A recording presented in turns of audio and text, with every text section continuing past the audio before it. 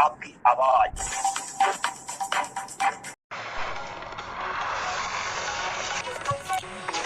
नमस्कार, आप देख रहे हैं इंडिया आज तक लाइव टीवी चैनल। चलते हैं आज की ताज़ा खबरों की ओर।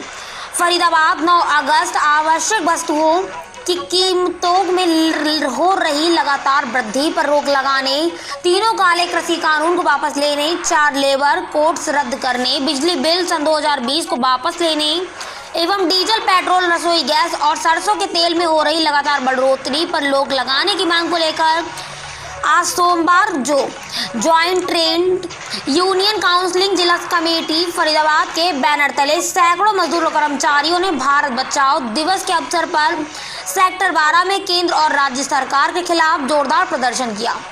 पूर्व निर्धारित कार्यक्रम के अनुसार सभी विभागों के मजदूर और कर्मचारियों ने भारी बारिश होने के बावजूद भी सेक्टर 12 के ओपन एयर थिएटर में आज प्रातः एकत्रित होना शुरू कर दिया। यहाँ पर एक विशाल सभा का आयोजन किया गया। इसकी अध्यक्षता ज्वाइंट ट्रेड यूनियन काउंसिल के सदस्य एटक के बेचूगिरी, इंटक के चेयरमैन हुक्म चंद, सीटू के प्रधान निरंतर परासर, ICCTU के कॉमरेड जवाहरलाल मेकर की, जबकि संचालन जिला कन्वेनर लाल बाबू शर्मा ने किया। इस सभा को एटक के जिलाध्यक्ष RN सिंह ने संबोधित करते हुए कहा कि केंद्र और राज्य सरकार लगातार जनविरोधी नीतियों को तेजी से लागू कर रही है। मजदूरों के लिए बनाए गए 44 श्रम कानूनों को तब्दील करके 4 लेबर कोड्स में बदल दिया गया। ये संशोधन मालिकों के हक में किए गए हैं। केंद्रीय ट्रेड यूनियन इसका जोरदार विरोध करते हैं। सभा को संबोधित करते हुए सीटू के जिला उपाध्यक्ष वीरेंद्र सिंह डंगवाल ने बताया कि केंद्र की सरकार ने कोरोना काल में आपदा को अवसर में बदलते हुए सभी जन सेवाओं के विभाग हुए, जैसे हवाई जहाज, बैंक, बीमा, LIC, Indian oil, Bharat petroleum, Hindustan petroleum और रोडवेज, बिजली, पानी, सड़क, सिंचाई सहित शिक्षा विभाग का निजीकरण करना शुरू कर दिया। उन्होंने बताया कि केंद्र सरकार और राज्य सरकार स्वास्थ्य सेवाओं को मजबूत नहीं कर रही। अस्पतालों में कोरोना की वैक्सीन नहीं मिल रही। आम लोगों को टीका लगाने के लिए घंटों लाइन में खड़ा रहना पड़ता है। महंगाई लगातार बढ़ रही है। खाद्य पदार्थों की कीमतों पर नियंत्रण नहीं किया जा रहा।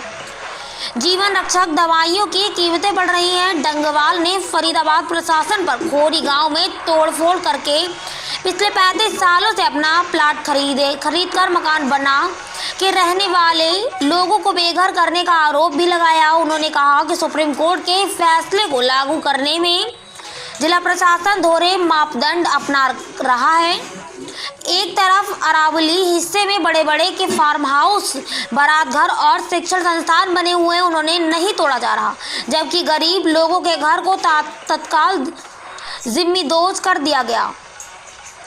जिन लोगों के घरों को तोड़ा गया उनके लिए किसी भी प्रकार के मुफ्त में भोजन और आवास की व्यवस्था नहीं जिला प्रशासन द्वारा नहीं की गई। लोग अपने छोटे बच्चों के साथ खुले आसमान के नीचे जीवन बसर करने के लिए मजबूर हो गए। उनके लिए कोई तंबू और तिरपाल तक नहीं लगाया गया। सभा को HMS के प्रधान RD यादव और ईट के कुंदन लाल ने भी संबोधित किया। अपने संबोधन में उन्होंने बताया कि कारखानों में मजदूरों के साथ मैनेजमेंट अन्याय करते हैं। मजदूरों से काम ज़्यादा लिया जाता है और जो ने लायक वेतन नहीं मिलता। श्रम विभाग मजदूरों का पक्ष नहीं सुनता, जबकि मालिक अपनी बातों को श्रम विभाग से मनवा लेता है। सभा को आशा वर्कर यूनियन की जिला सचिव सुधा पाल और आंगनबाड़ी वर्कर और हेल्पर यूनियन की जिला सचिव मालवती ने भी संबोधित किया। सभा के तुरंत बाद जुलूस की शक्ल में सैकड़ों लोग उपायुक्त कार्यालय के समक्ष पहुंचे। यहां पर पहुंचकर प्रदेश के मुख्यमंत्री के नाम 15 सूत्रीय मांगों का ज्ञापन तहसीलदार बड़खल श्री यशविंदर सिंह को सौंपा गया। यहां पर सभा को सर्व कर्मचारी संघ के जिला सचिव बलवीर बालगुहेर ने संबोधित किया। उन्होंने बिजली कर्मचारियों की कल की देशव्यापी हड़ताल को पूर्ण समर्थन का ऐलान किया। प्रदर्शनकारी को संबोधित करते हुए अपने समापन भाषण में बेचुगिरी ने बताया कि यदि सरकार ने उद्योगपतियों को लाभ पहुंचाने वाले कानून पर रोक नहीं लगाई, किसानों की मांगों को लागू नहीं किया और देश में सरकारी विभागों में नियमित भर्ती और श्रम कानूनों में किए गए संशोधनों को वापस नहीं लिया तो आंदोलन और तेज किया जाएगा। उन्होंने बताया कि फैक्ट्रियों में 12 घंटे काम लिया जाता है। पहले मजदूर की संख्या अधिक थी, अब कम कर दी गई है। मजदूर बधुआ मजदूरों की तरह जिंदगी जी रहे हैं। इनको ISI का लाभ तक नहीं मिलता, प्रोविडेंट फंड नहीं काटा जा रहा है। अगर फैक्ट्रियों में दुर्घटनाएं होती हैं तो किसी भी प्रकार का मुआवजा मालिक उनको देने को तैयार नहीं होता। आज प्रदर्शन के दौरान मिथिलेश कुमार, देवेंद्र शर्मा, विजय झा, हेमलता बीन्स के प्रधान श्याम बाबू, धर्म वैष्णव, खुर्शीद अहमद ने संबोधित किए। फरीदाबाद से के त्रिपाठी की रिपोर्ट। दिवस है क्योंकि इस देश में 1942 में अंग्रेजों के लिए कहा गया था भारत छोड़ो। आज मौजूदा वो सरकार है, उसने सभी विभागों का निजीकरण कर दिया है। लगातार डीजल पेट्रोल की कीमतें बढ़ रही हैं, रसोई गैस की कीमतें बढ़ रही हैं, सरसों के तेल की कीमतें बढ़ रही हैं। सरकार इन बढ़ती हुई कीमतों पर रोक लगाने का प्रयास नहीं कर रही है। इस देश में जो 44 श्रम कानून थे, इस सरकार ने कोरोना काल का फायदा उठा करके उनको 4 श्रम संहिताओं बदल दिया है। मजदूर विरोधी कानून बना के मालिक प्रस्त कानून बना दिए हैं। अब न्यूनतम मजदूरी का कानून भी केंद्र की सरकार ने समाप्त कर दिया। कहीं पर कोई हड़ताल नहीं हो सकती है। इस तरह के कानून केंद्र की सरकार बना रही है। तो सरकार ने आपकी मांग को नहीं माना तो क्या रणनीति? ये पूरा देशव्यापी आंदोलन है।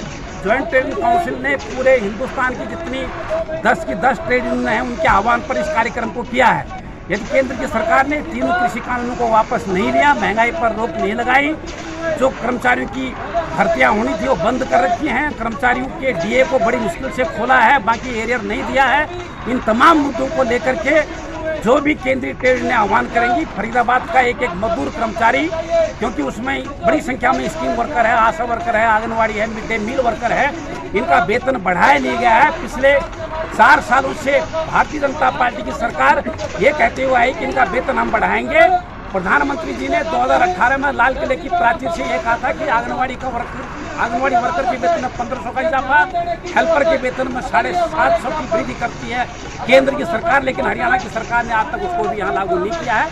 इसलिए जैसे जैसे ऊपर से आह्वान आएगा, जिला कमेटी फरीदाबाद उस आह्वान को लागू करेगी। अंत में ये कहते हुए कि खोरी गांव में जो तोड़फोड़ की है, 10,876 मकानों को जमींदोज किया है, गरीबों को उजाड़ दिया गया, उनकी आशाएं उजाड़ दी है, उनका परिवार इस समय बारिश हो रही है, बारिश में नीचे बैठने के लिए मजबूर हो रहा है। सरकार फरीदाबाद का प्रशासन उसके लिए कुछ नहीं कर रहा है। दोहरे मानदंड अपनाए जा रहे हैं सुप्रीम कोर्ट के फैसले को लागू करने के लिए। बड़े बड़े लोगों के जो वहाँ पर वेंकटहार बने हुए हैं, बारात घर बने हुए हैं, बड़े बड़े शिक्षण संस्थान हैं, उनको नहीं तोड़ा जा रहा। खोरी गांव के लोगों को उजाड़ दिया। सुप्रीम कोर्ट के फैसले के तहत अरावली हिल्स में जितना अवैध निर्माण है सारे को गिराया जाए। ज्वाइंट ट्रेड काउंसिल की मांग क्या है?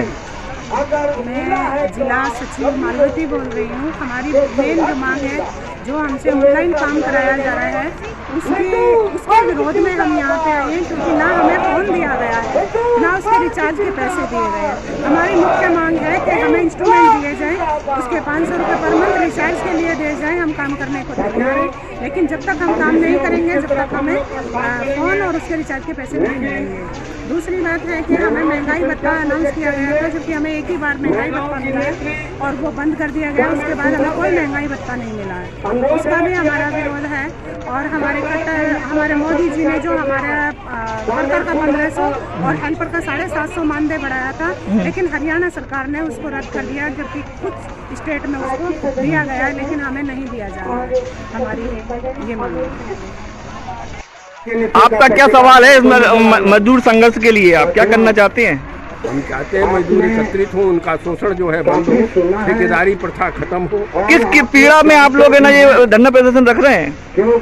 मजदूरों के, किसानों के जो उजाड़ा जा रहा है, उनको कानून को जो बदलाव किया जा रहा है, हाँ, मजदूर विरोधी कानून बनाए जा रहे हैं, उसके खिलाफ हमारा प्रदर्शन। कितने दिन चलेगा आपका धरना प्रदर्शन? कहाँ चल रहा है आपका? ये तो पूरे देश में हर डिस्ट्रिक्ट हेडक्वार्टर पर चल रहा है आज के तारीख। आप क्या Subscribe now and press the bell icon. Never Never miss an update.